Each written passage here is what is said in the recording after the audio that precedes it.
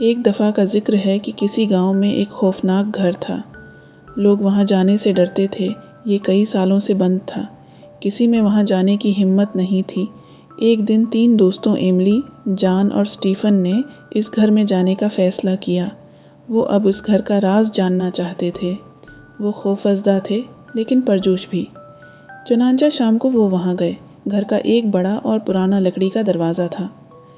اچانک انہوں نے زمین پر کچھ چمکدار دیکھا۔ یہ ایک چھوٹی سنہری چابی تھی۔ اس پر کچھ لکھا ہوا تھا، یہ چابی ایک راز کھول دے گی، جادوئی دروازہ تلاش کرو۔ انہوں نے چابی اٹھائی اور گھر کے دروازے کی طرف بڑھے۔ دروازہ خود بخود کھل گیا۔ وہ خوفزدہ ہو گئے۔ بچوں نے اوپر سے نیچے تک گھر کی تلاشی لی۔ انہیں پرانا فرنیچر، جالے اور پرانی پینٹنگز ملے، لیکن کوئی خفیہ دروازہ نہیں ملا۔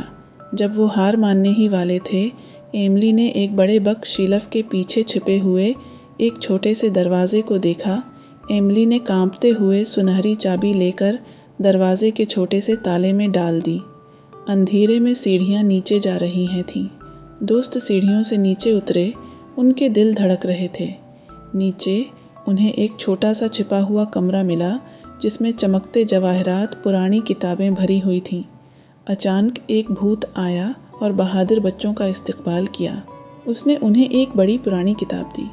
کتاب پر ایک نوٹ تھا: خوش آمدید بہادر بچے، یہ علم کا خزانہ ہے، اسے سمجھداری سے استعمال کریں۔ کتاب قدیم ہیروز کی کہانیوں، جادوئی مخلوقات اور حیرت انگیز کہانیوں سے بھری پڑی تھی۔